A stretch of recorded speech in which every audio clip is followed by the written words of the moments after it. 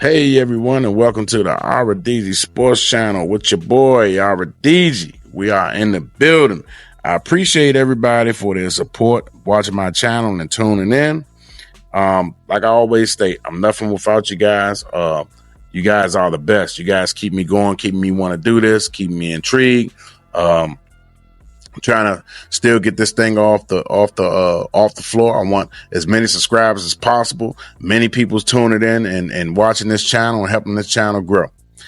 With that being said, this is a Commanders channel, all day Commanders, 24/7, 365 Commanders all day, baby. That's what we're talking about on this channel right here. And I want to talk about that rookie, man, Trey Amos, man. I want to talk about this guy. I've been watching this guy highlights. I've been reading up about him. I've been looking at people online talking about him and stuff like that. Now I want to say something about the guy, man. You know, I talked about all five of them when I made the draft video about a week ago, but I want to dive into him specifically. You know what I'm saying? And what I think he brings to the table. But you ain't got to hear it from me. You can also hear it from Adampeters. You know, I got Adampeters quotes, and I can read right now from it and let you guys hear it, and then I'll touch on it after reading this right here. So now we got Adampeters saying, I love the way he plays at the line of scrimmage. He's a press corner who can really be physical at the line of scrimmage, but he's also a guy who can really play any scheme you want. And I think that's what separates him from a lot of guys. And you talk about his ball skills, he's got excellent ball skills. He took the ball away. This year, he had 3 interceptions. I think he's got 30 plus PBUs over his career. So really a guy who we covered in terms of taking the ball away. And those are the things that we really look for. He can run. He's physical. He's big. He's kind of got everything you want as a corner. And just some of the things like we talked about with Josh yesterday. He was really, really good in our matrix against really good players. So the guys we had graded really high, he was really a 96th percentile against the really good players. Peters also said he was surprised Amos lasted until the 61st selection. We feel like we got 2 players that were first round quality, Peter said. So I agree. Watching the tape, pops right on you. It pops right out. This guy's real sticky. This guy's long and lengthy. You know, he's got great instincts, great awareness. You know, he's got good speed. This guy got the makings to be a Pro Bowl corner for years to come.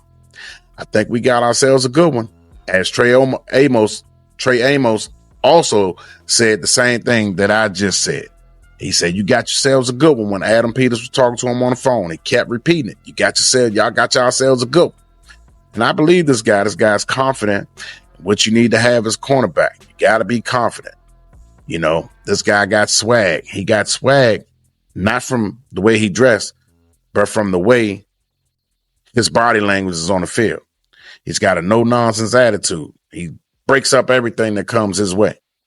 So I'm impressed and I'm happy, you know, that we got a guy like this. And I say to the people, use caution with the defensive, with the pressure, the defensive edge that we was talking about.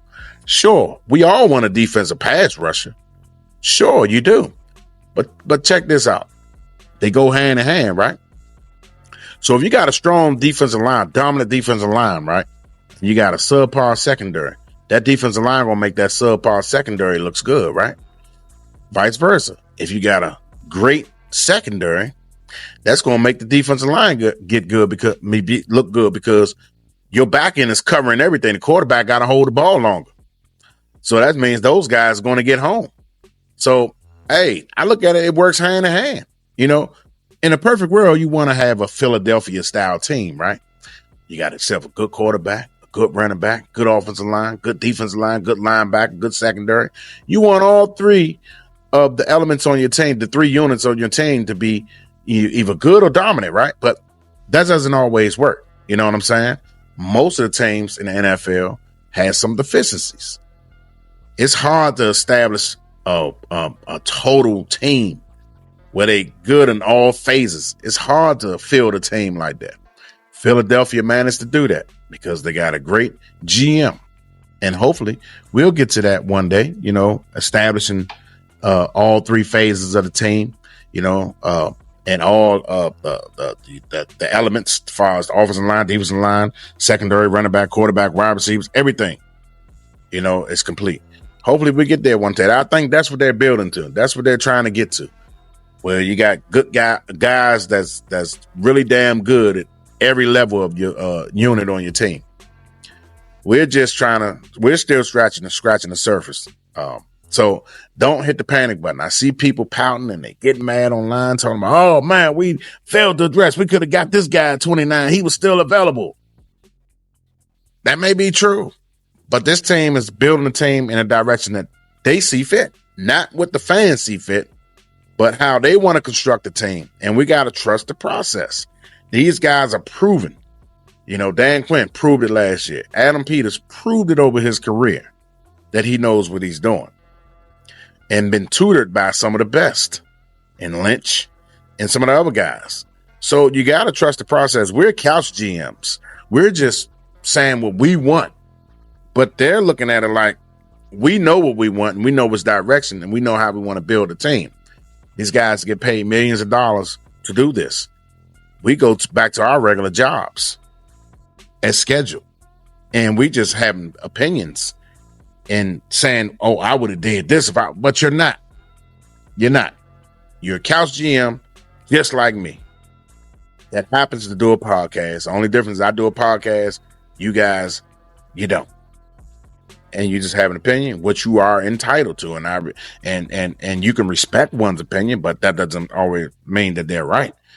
Now, with that being said, I think Trey Amos has the ability to be a Pro Bowl player year in, year out.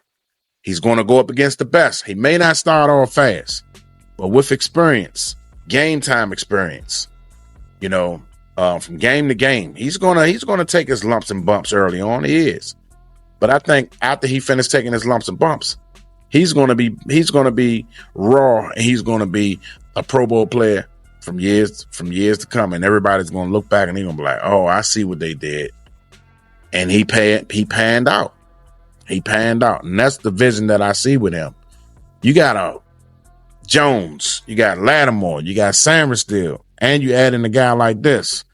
That's a pretty formidable secondary right there, along with Harris on the back end, along with Martin on the back end. He's a young Martin, still finding his way.